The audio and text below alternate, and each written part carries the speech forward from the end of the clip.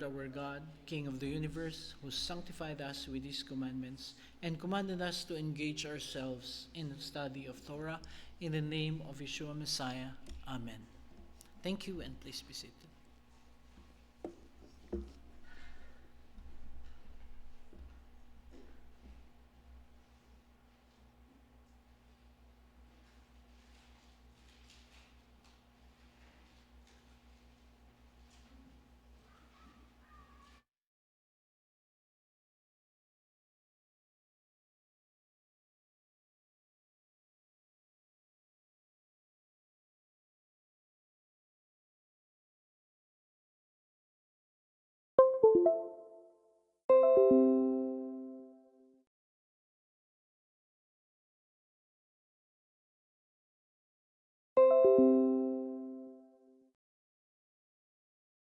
Am I good?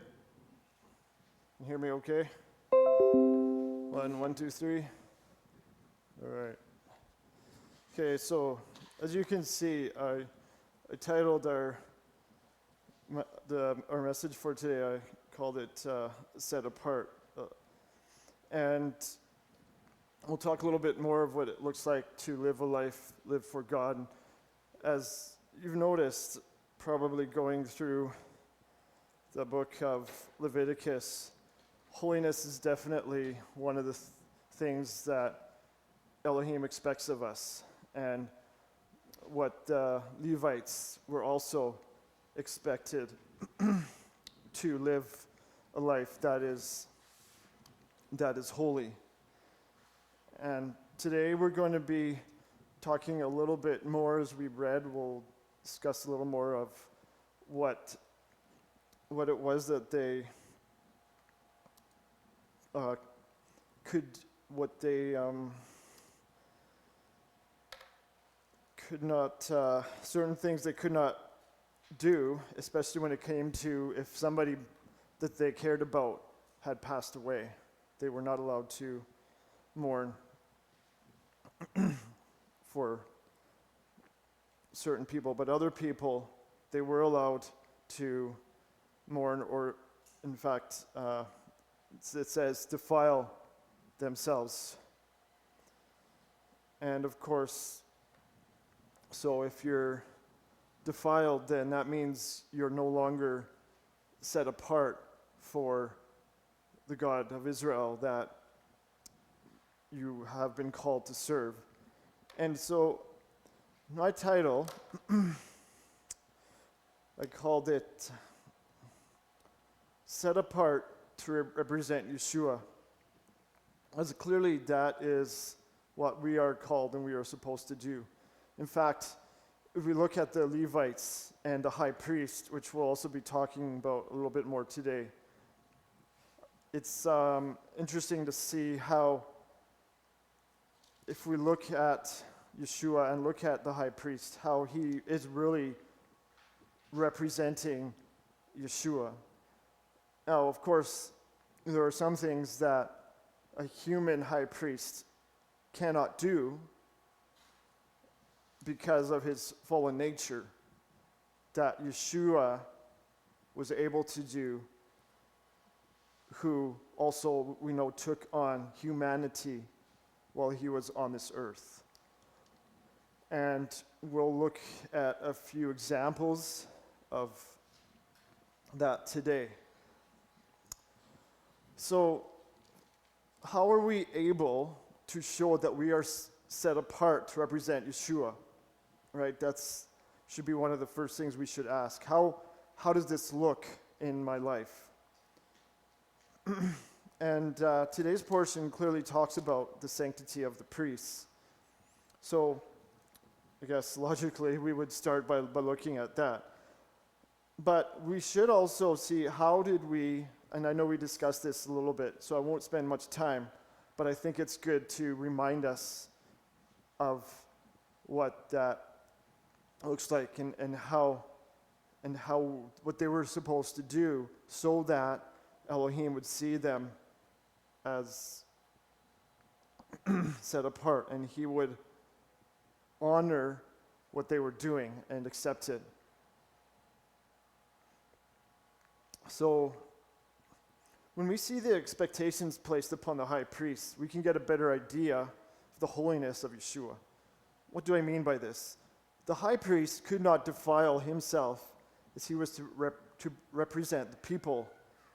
Seeing as Yeshua, who bore our sins, had to be without sin, as he is our high priest, as we see the writer of Hebrews clarifies for us. And we know that many of the chapters of Hebrews, most of the book, actually talks about what that looks like and how Yeshua is represented in the book of Hebrews. So, if the high priest had defiled himself while carrying out his duties, he could not be acceptable in his duty.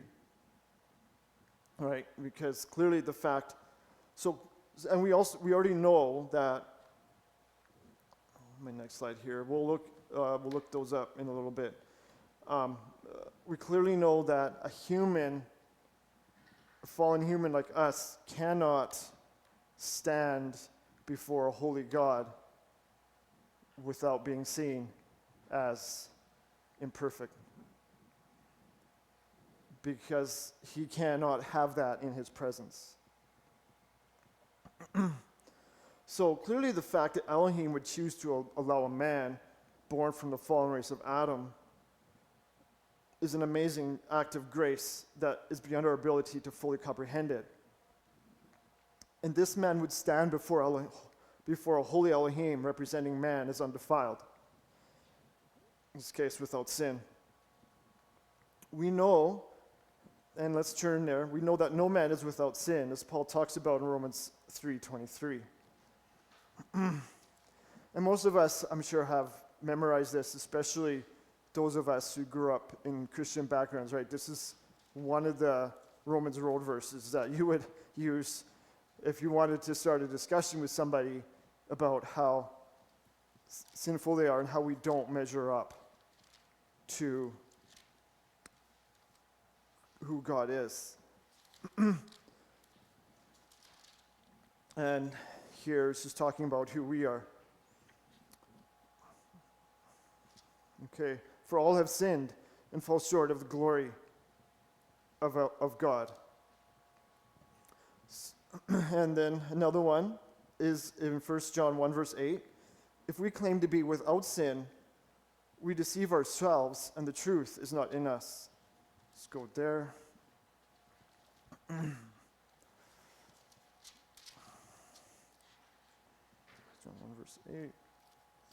And I'll read a different version here. If we say we have no sin, we are deceiving ourselves and the truth is not in us. And the third one we'll look at is in Proverbs 20 verse 9. Who can say, I have kept my heart pure, I am clean and without sin. I copied that from the So we could easily find many more verses that talk about how sinful man is in relation to who God is.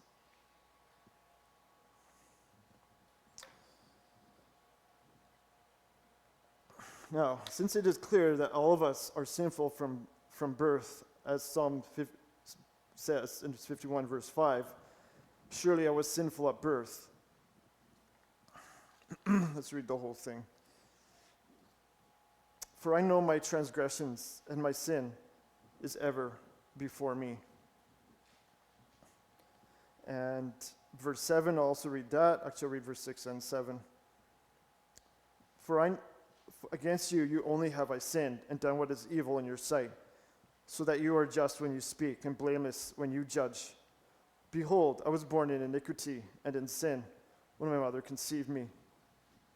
Now, that doesn't, as someone else has talked before here about that, doesn't mean, having children is sinful. It just means that our nature before we came to Yeshua was already fallen. And so even though we had not committed any sin yet, we're not even born yet, again, those of us who have children, it's hard for us to teach our children the right way. And even when we do our best, their tendency is to always go the wrong way. So that's why we keep doing what we're doing, right? That's why we got to be reminded ourselves of what that looks like. So it is only by the grace and mercy of Elohim he would be willing to choose a man to represent the sinless Yeshua as high priest, be seen as undefiled before the Elohim of Israel, and so be able to rightfully carry out his duties exactly as Elohim expects him to. Question is then, how then was the high priest able to stand before a holy Elohim without sin? And we'll read Leviticus 16, verses 5 to 8. Again, just a good reminder, right? Because we need to know what did the high priest have to do to be seen as the blood that would cover him, that would so that Elohim could see him as holy.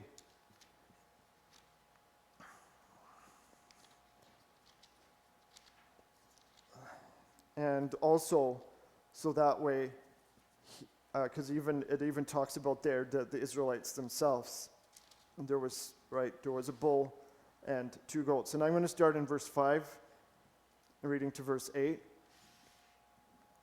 Then he is to take from the congregation of Bnei Israel 2 he-goats for a sin offering, and 1 ram for a burnt offering. Some of your versions will say bull. Then Aaron is to offer the bull for the sin offering, which is for himself, and make atonement for himself and his house. And I know we already talked about the difference between what Yeshua did for us versus what a bull or a goat can do. Then he is to take the 2 goats and present them before Yod-Heh-Vav-Heh at the entrance of the tent of meeting. Aaron will then cast lots for the 2 goats, 1 lot for Yod-Heh-Vav-Heh and the other lot for the scapegoat.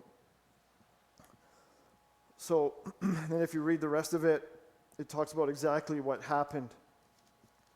So now, because of that, because we understand that from the beginning, right, the physical is important to Elohim.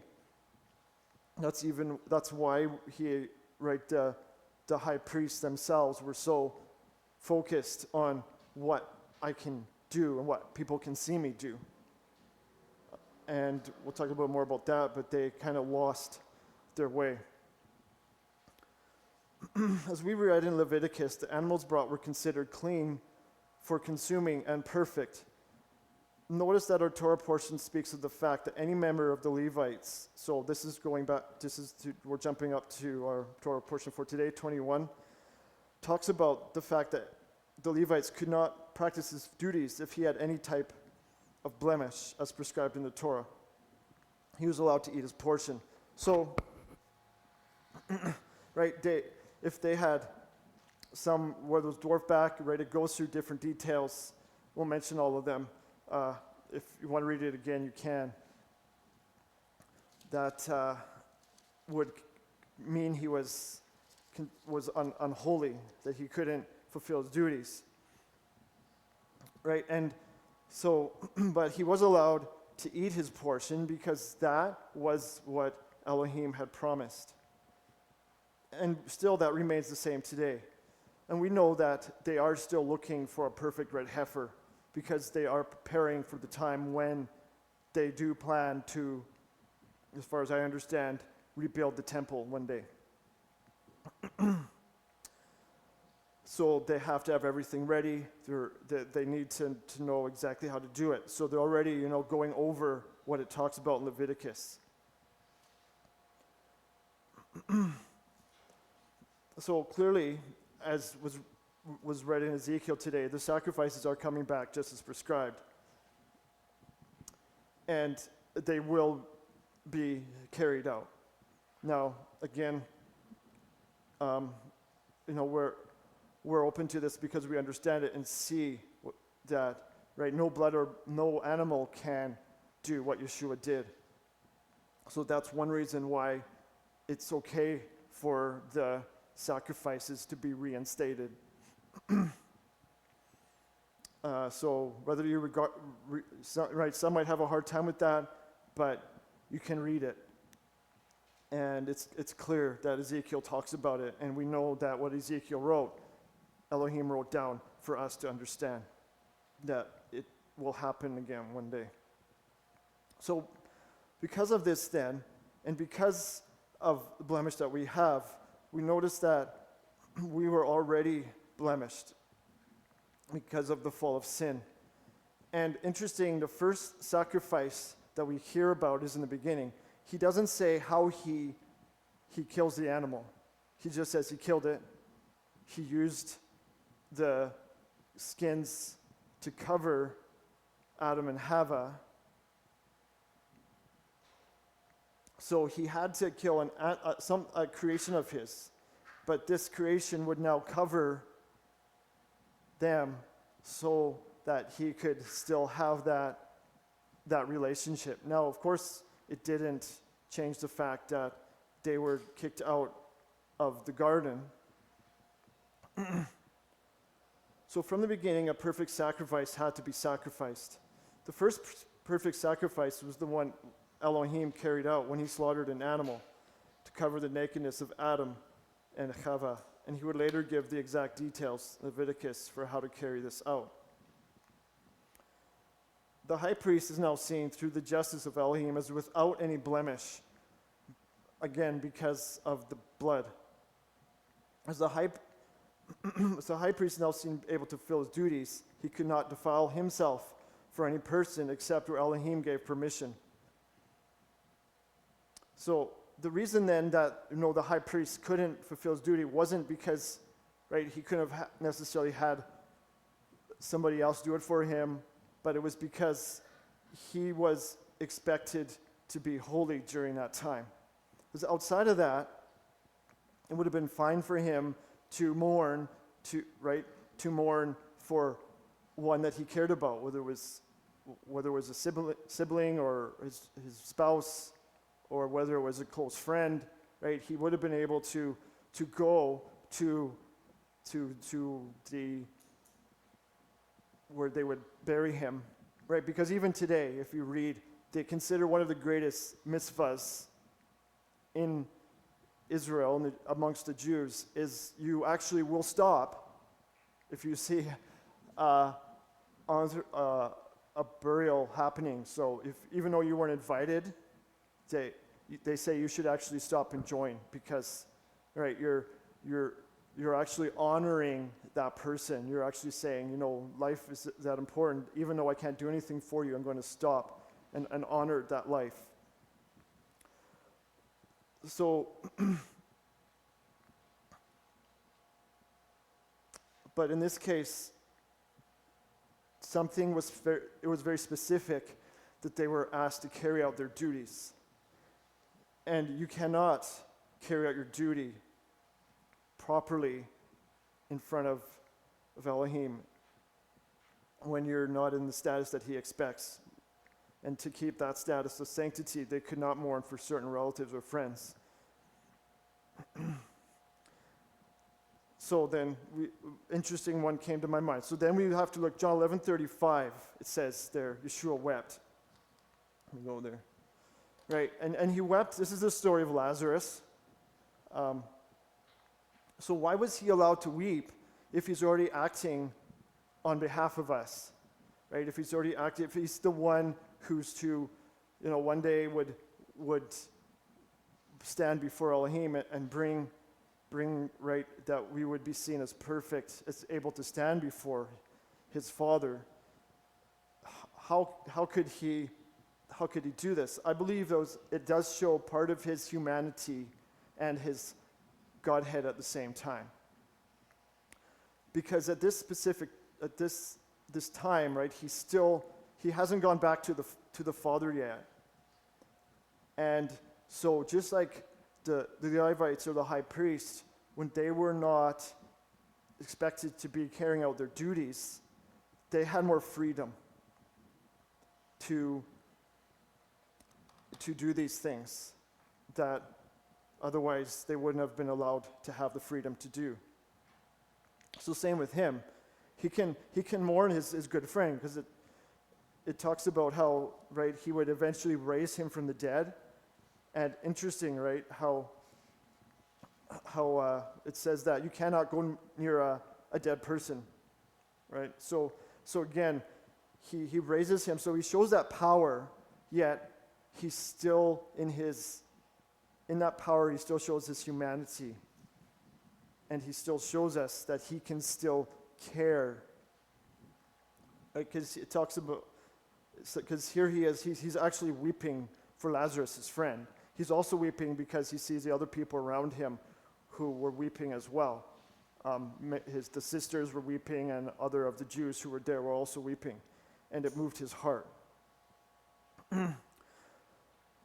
So then, the question is, okay, so if Yeshua's allowed to weep then why then did Elohim, in the story of Nadab and Abihu, why was it okay for him to immediately kill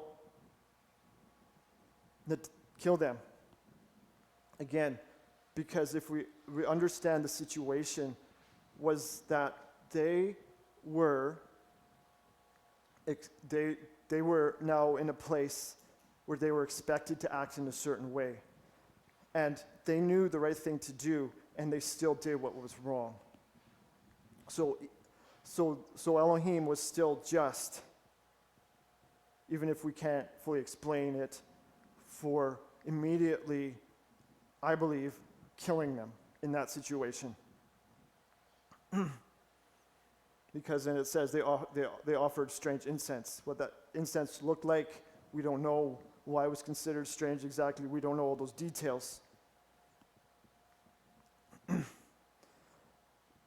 But however, the other sons, and we also include the father Aaron, who's the high priest at this time, they did mourn for Aaron be his sons, that two sons that died, and the brothers also mourned their brothers. Now, they just broke another commandment because they were told not to do that. So Moses, of course, is worried and upset, right? Obviously. Okay, you know, Nadab and Abihu were just immediately taken out for their disobedience. What might happen to you now that you were disobedient too? For mourning when you shouldn't have.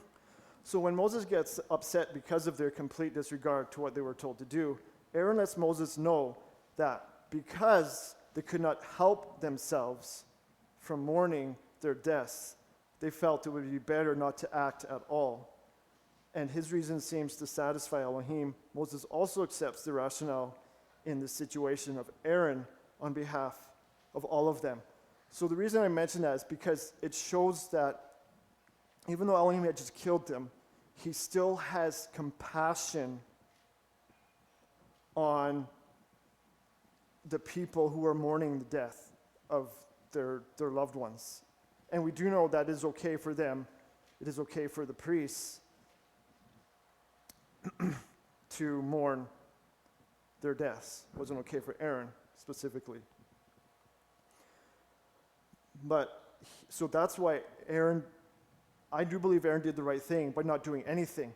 Because if he had, he probably would have incurred another wrath of the Almighty God, who'd been like, you were better off to do anything because, you're now in a place that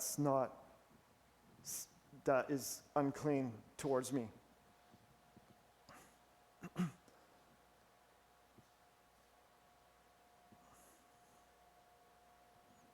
So they just mentioned here that we notice quickly the compassion and grace of Elohim towards them. Elohim had every right to bring judgment on them for their disobedience and not fulfilling their duties. He, just like Yeshua, who wept over the death of Lazarus, allowed Aaron and his sons to mourn the death of two brothers. Elohim has compassion on all of his creation, and his greatest compassion is shown when people die. Though his judgment was just towards Nadab and Abihu on their disregard for sanctifying his name, he still loves his creation so greatly that when people mourn death, he also mourns their death. For death is not part of our Elohim, who is holy. And from the beginning, he did not intend man to trespass against him, to sin. He cannot have that in his presence. So how could he create, right? How could he create a person? Of course, he allowed it to happen, and we need to be thankful that he allowed it.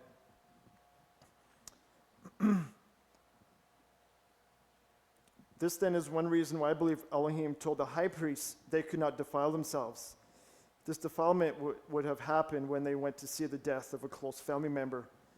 And it specifically mentions mother and father, spouse, relative, or friend. For they were always to be seen as holy, just like Elohim, who is holy in every situation. And so I want to bring us to a couple examples of Yeshua here. And we noticed that in Luke 11:32 to 44, which was read today. I also want to mention, I'll actually jump ahead a little bit here and then I'll go back. Because I also need to mention Matthew 9:18 to 24. Which talks about the woman who had an issue of blood for 12 years. And no doctor, she went for all the help she could from everybody. But no doctor could help her. Nobody could do anything for her. But she had such trust in Yeshua that she believed that he could heal her. Now, part of it, as we just read, and I believe that this was something that would have been taught, was that they could not go near a dead person, they were probably teaching that you can't go near a dead person because now you're going to become unclean. So this might be one reason why she knew there was a crowd. I mean, there was always a crowd with Yeshua, but she doesn't wait, right, for an evening. She doesn't wait for a time when she can be with him and the disciples with him, so that it's a little more, it's a closer community. It's not just everybody there. But if she goes when it's crowded, she's less likely to be noticed by the Pharisees, because now they could have seen, okay, this man who healed her is now possibly in their eyes unclean. Because of what we read, this unclean woman had touched a clean person. So now, according to Ezekiel 44, and we did read the verse today, it says that you would have to go for 7 days, you would be unclean. And on the seventh day, you would be considered clean again. But at the same time, after Yeshua heals her, she, and he calls her, he essentially calls her out, and she goes back, admits it was her that touched him. He also says, your faith has healed you. So was the faith that she had, that's why she touched him. That's why she went up to him in the middle of the crowd. And he continues on his way. In fact, before that story happens, a leader of the synagogue had asked him to come and heal his daughter who had recently died. And so he doesn't go, oh, okay, I need to go get cleansed now before I go heal somebody else, before I go raise somebody from the dead. He just continues with the crowd, walks to the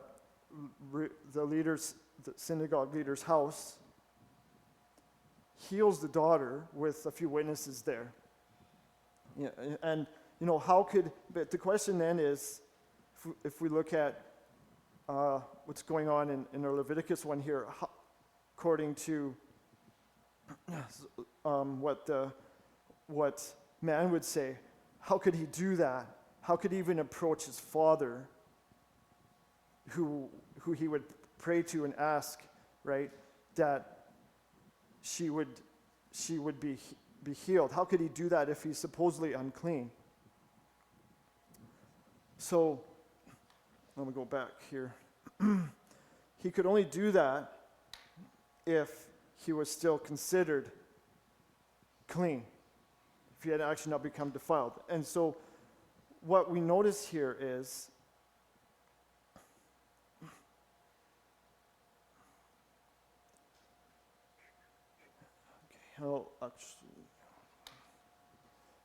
I'll read that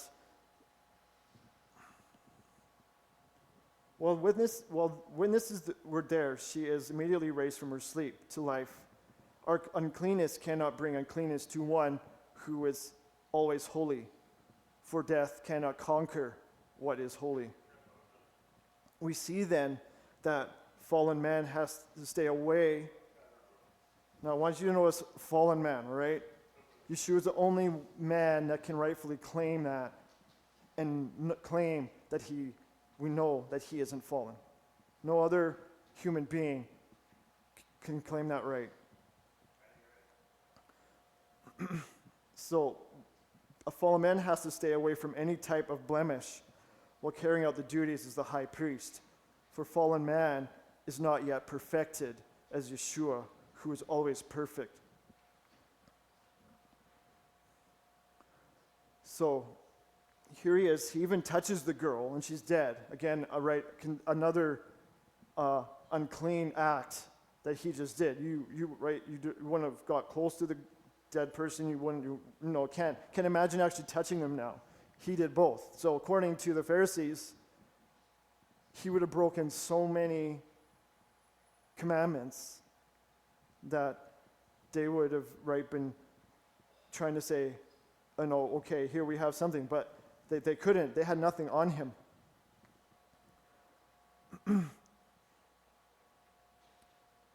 Because even they would have understood that the Messiah is supposed to bring life. He's supposed to bring salvation. He's supposed to bring shalom in every area. And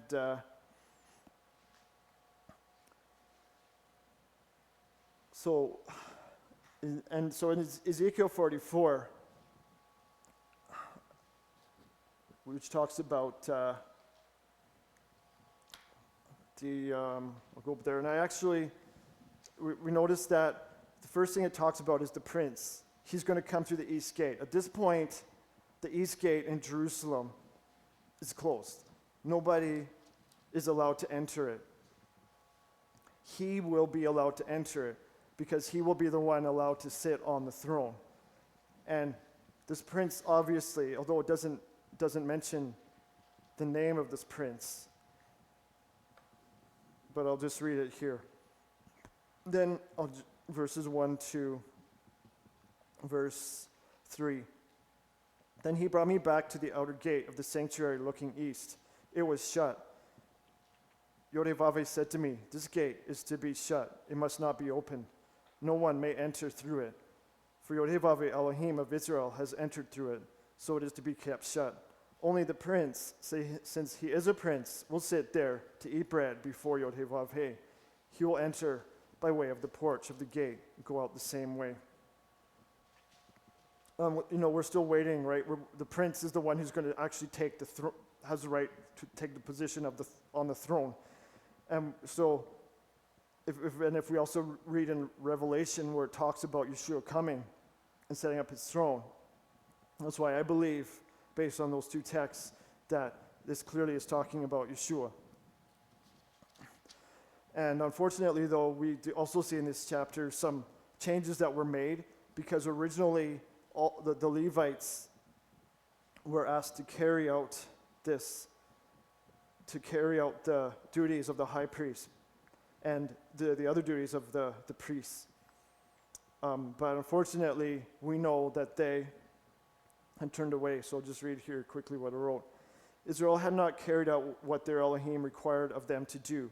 Rather, they had turned from Elohim and brought uncircumcised people into the temple of Elohim, going so far as to allow them to do what the high priest was only chosen by Elohim to do. Exactly what that looks like, exactly who they brought in, we don't know. The rest of the chapter mentions specific changes due to the Levites not carrying out their duties as set apart. So the Levites also turned away from Elohim along with the rest of Israel. Anyway, and then the Zadokites are the only tribe of Levites that are allowed to carry out the priestly duties now when Yeshua returns and when the prince comes back. Because they, as we know, they were the only ones that didn't turn aside. The rest of the Levites at this point will be porters. They'll only be able to work at the door. So and Elohim says that because of your unrighteousness, talks about in Ezekiel, that because of what you did, this is the punishment that you will have for not obeying me, for turning aside from me. And we especially know the Zadokites were the ones who supported King David, when he had one of the times when he had to run. The other Levites actually were supporting the one who was trying to take over the position of King David.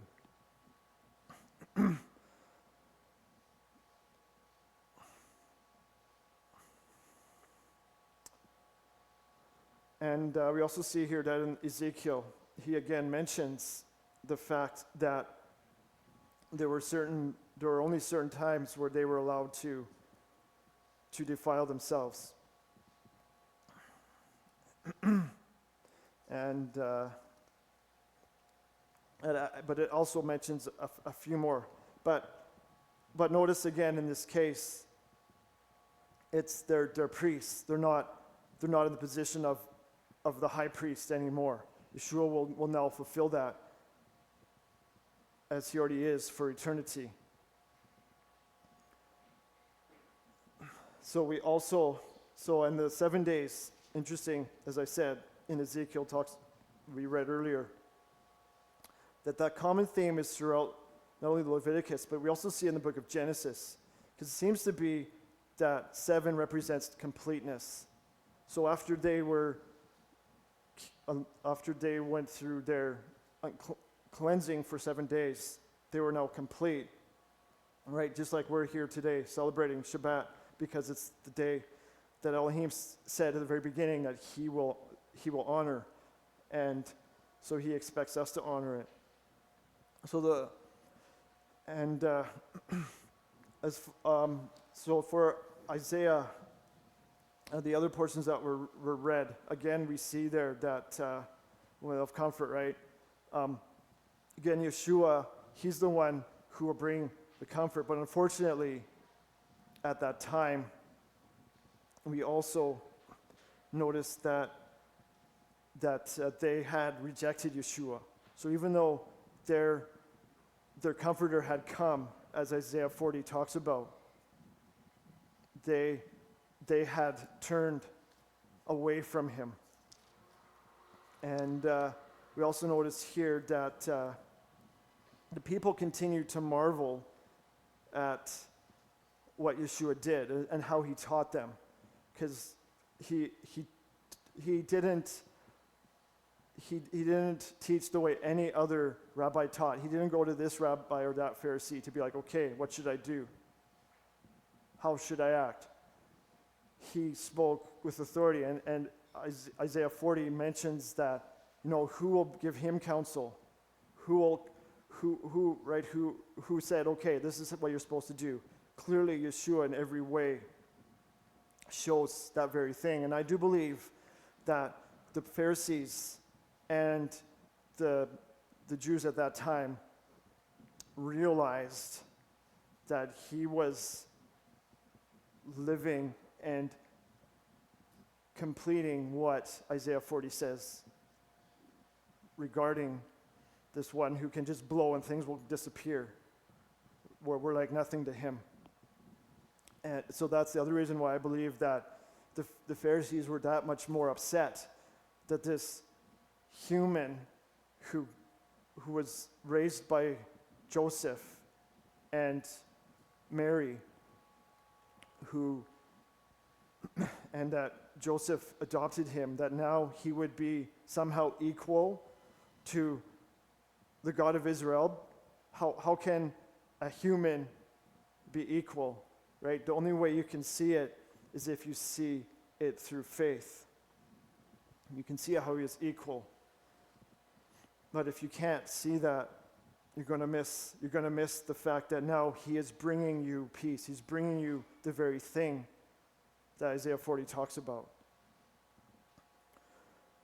And so, as we close here, Luke 11:32 to 44. And again, the rest of it talks about if you are right, of the chapter talks about if you're right before Elohim, you will be perfected in everything that you do. In fact, you will be able to be a representative of who Yeshua is.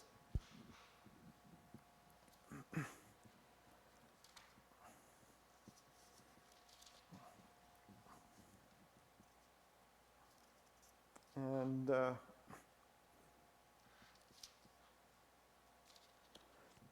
as we know that the crowds demanded a sign, of course he says the only sign that will be given, which was read by Brother David, will be the sign of Jonah, referring to himself. And he talks about your eye. And I'll read the last part here of chapter 11. For this reason also the wisdom of God said, I will send them the prophets and emissaries, and some of them they will kill and persecute, so that the blood of the prophets shed since the foundation of the world may be required from this generation, from the blood of Abel to the blood of Zechariah, the one who perished between the altar and the house of God. Yes, I tell you, it will be required from this generation. Woe to you, Torah lawyers, for you have taken away the key of knowledge. You yourselves did not enter, and you stood in the way of those entering.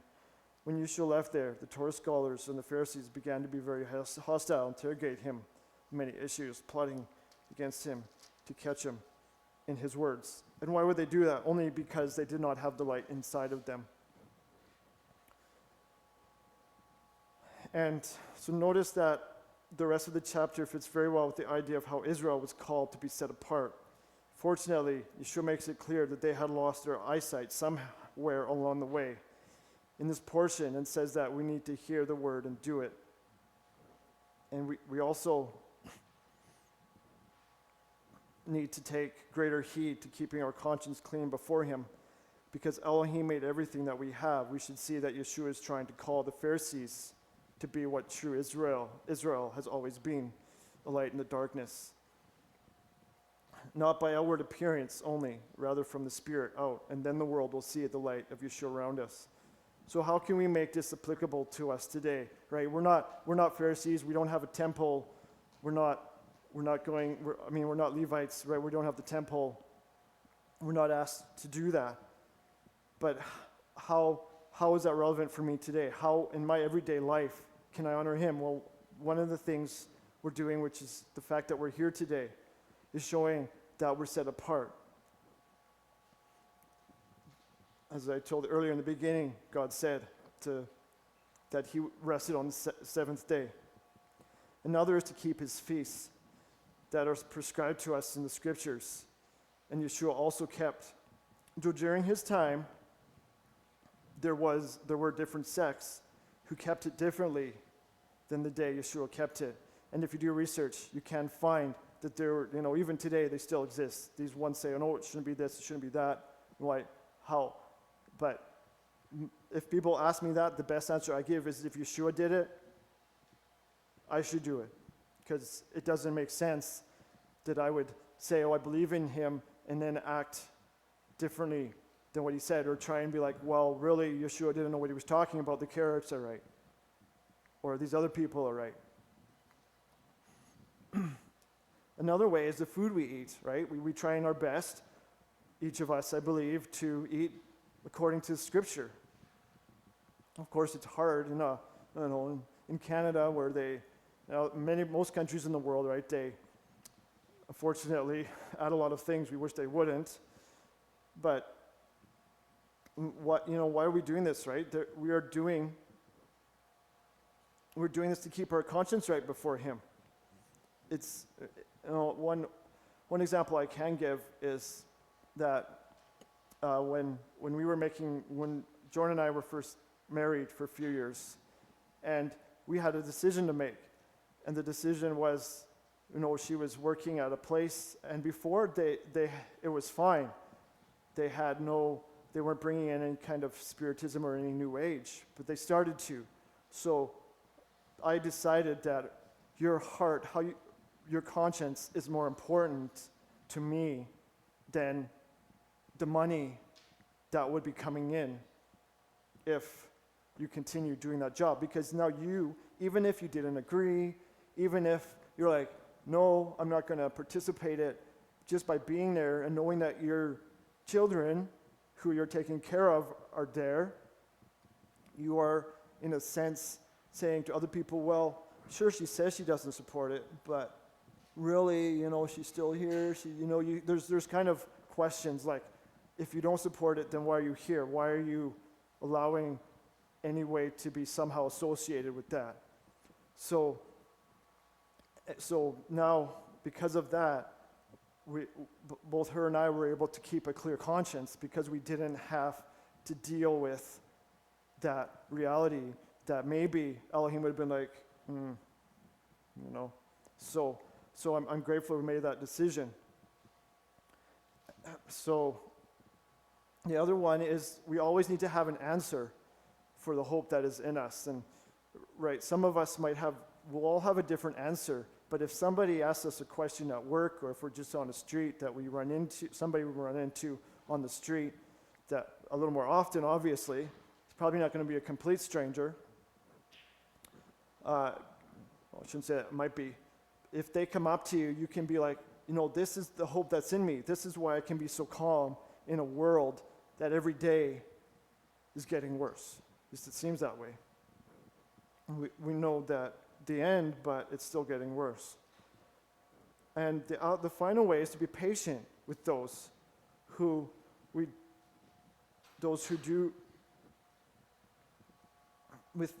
come in contact with regularly that may not see things as we do. So how do we keep that then? How do I stay ready to be a representative of Yeshua in each and every situation? The first one is praising Him, praising Elohim for what He's given you. And for what you have, right? Even for what you don't have. He knows when He might give you those things, but He knows the best for you. He really knows you better than you know yourself in a lot of ways. Then the other one is by praying, right? When we bring our requests to Him, we're spending time with Him. We are preparing ourselves to be ready. Another one is reading and studying His Word. So that way, we have an answer that we can go to in our scriptures. Hasn't happened so often recently, but before, when I started working where I was, people would see my tzitzit, and some people would be like, "Oh, what's that?" So I would just go, "Okay, you can find it in Numbers 11, I believe. Leviticus talks about the tzitzit. You shall four corners. Come on, I need to remember it. I can't." Shall put tzitzit on the four corners of your garment. Anyway, that portion that talks about that, I would just tell them the reference. Okay, you can go look at it if you want. And then some of them would be like, "Oh, well, what does that mean for you?" So I explain that it's a reminder that I belong to the Son of God. So therefore, I should do my best to act in a way that represents Him. And even during the day, right, just making our requests known to Him, like Nehemiah did before he goes back to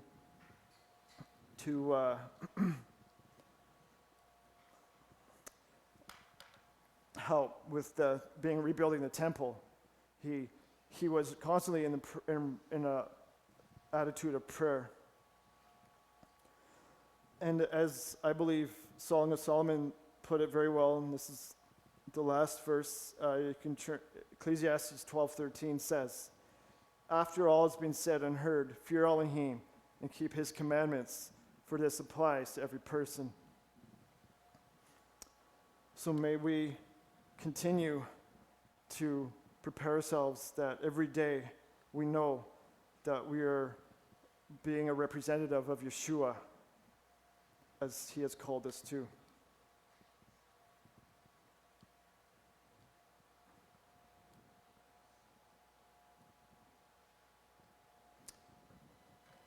Shabbat Shalom.